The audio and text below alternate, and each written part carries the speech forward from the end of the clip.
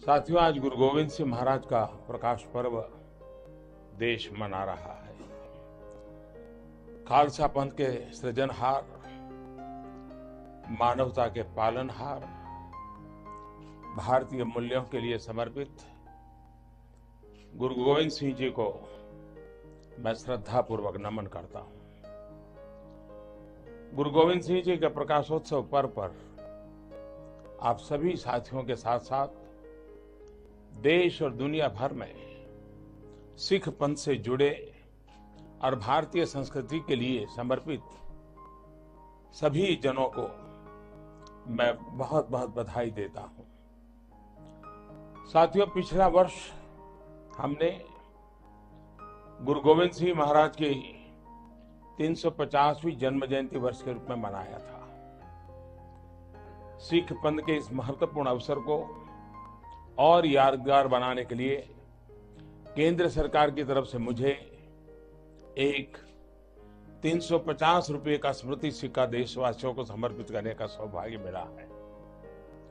वैसे तो गुरु गोविंद सिंह जी का सिक्का हम लोगों के दिलों पर सैकड़ों सालों से चल रहा है और आगे भी कई सालों 100 सालों तक चलने वाला है।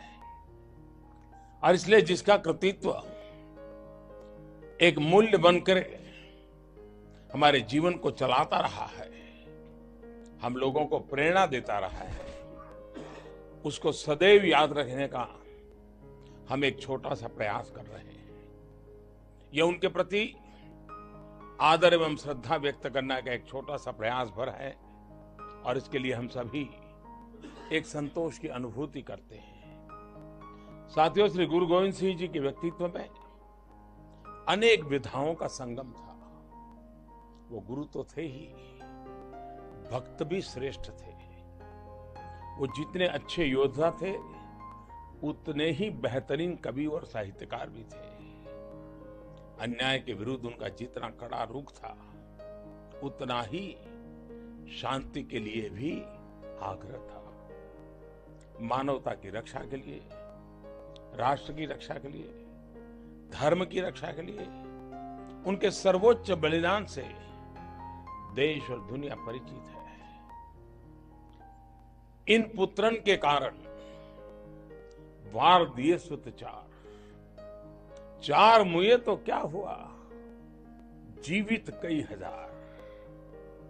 हजारों संतानों की रक्षा के लिए अपनी संतान को, अपने वंश का ही बलिदान जिसने दे दिया, राष्ट्र की रक्षा के लिए, धर्म की रक्षा के लिए, त्याग और बलिदान का इससे बड़ा उदाहरण क्या हो सकता है। साथियों, वीरता के साथ उनकी जो धीरता थी, धैर्य था, वो अद्भुत था। वे संघर्ष करते थे लेकिन त्याग की पराकाष्ठा अभूतपूर्व थी। वे समाज में बुराइयों के खिलाफ लड़ते थे।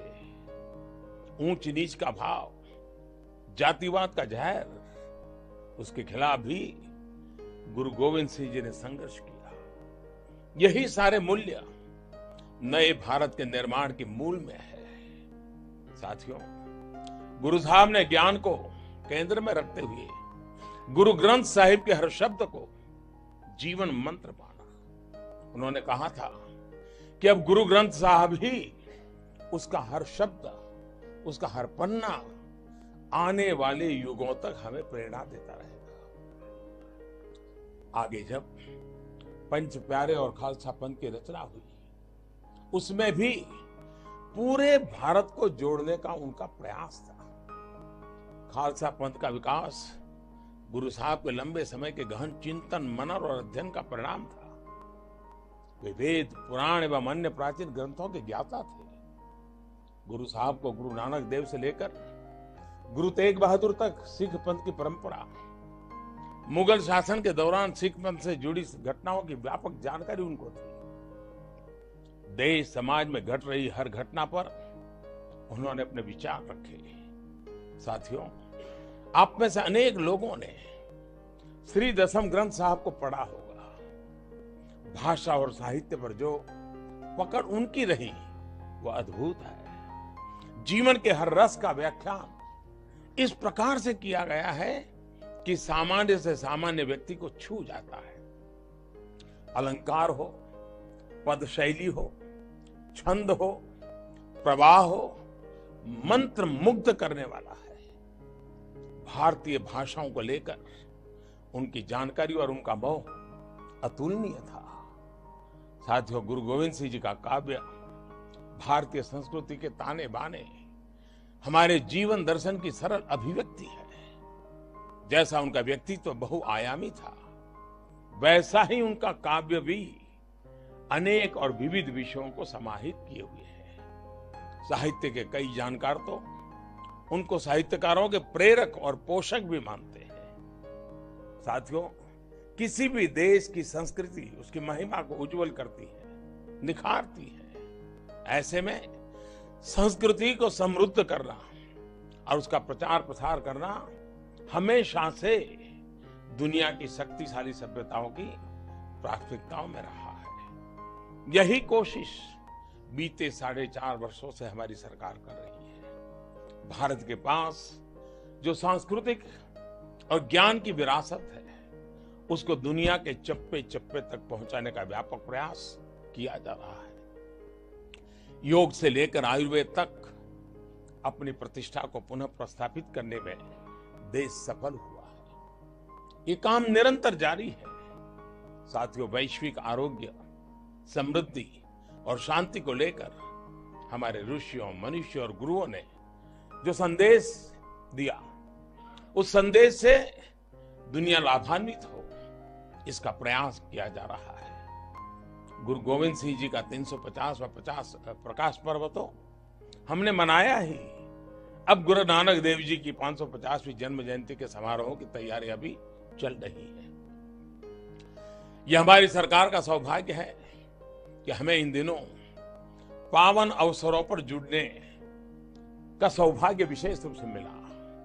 सरकार ने फैसला किया है कि ये प्रकाशोत्सव देश के सभी राज्यों और केंद्र शासित प्रदेशों में तो मनाया जाएगा, पूरे विश्व भर में हमारी एम्बेसी में भी इस समारोह का आयोजन होगा।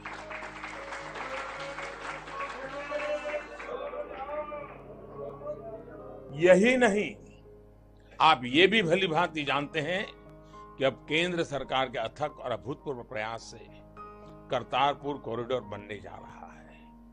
अब गुरु नानक के बताए मार्ग पर चलने वाला हर भारतीय, हर सिख दूरबीन के बजाय अपनी आंखों से नारोवाल जा पाएगा और बिना वीजा के गुरुद्वारा दरबार साहब के दर्शन कर पाएगा। अगस्त 1947 में जो चूक हुई थी, ये उसका प्रायश्चित है। हमारे गुरु का सबसे महत्वपूर्ण स्थल सिर्फ कुछ ही किलोमीटर से दूर था, लेकिन उसे भी अपने साथ नहीं लिया गया। ये कॉरिडोर उस नुकसान को कम करने का एक प्रामाणिक प्रयास है। साथियों, गुरु गोविंद सिंह जी हो या फिर गुरु नानक देव जी, हमारे हर गुरु ने न्याय के साथ खड़े होने का सबक दिया है। उनके बताए मार्ग पर चलते हुए आज केंद्र सरकार 1984 में शुरू हुए अन्याय के दौर को न्याय तक पहुंचाने में जुटी है। दशकों तक माताओं ने, बहनों ने, बेटे बेटियों ने जितने आंसू बहाए हैं, उन्हें पहुंचने का काम, उन्हें न्याय दिलाने का काम अब कानून करेगा। साथियों, आज के इस पवित्र दिन गुरु गोविंद सिंह जी महाराज के दिखाए 11 सूत्रीय मार्ग पर चलने का फिर से संकल्प लेने की जरूरत है। आज जब भारत एक सशक्त राष्ट्र के रूप में स्थापित होने की राह पर चल पड़ा है, तब भारत की भावना को और सशक्त करने की आवश्यकता है। मुझे विश्वास है कि हम सभी गुरु जी के बताए मार्ग से नए भारत के अपने संकल्प को और मजबूत करेंगे। एक बार फिर आप सभी को प्रकाश पर्व की बधाई। आपके लिए नया साल ढेरों खुशियां लेकर के आए, इसी कामना के साथ जो बोले सो निहाल, सत श्री अकाल। तरह की खबरें देखने के लिए आप हमारे चैनल को लाइक करके सब्सक्राइब कीजिए और नोटिफिकेशन बेल ऑन कीजिए। धन्यवाद।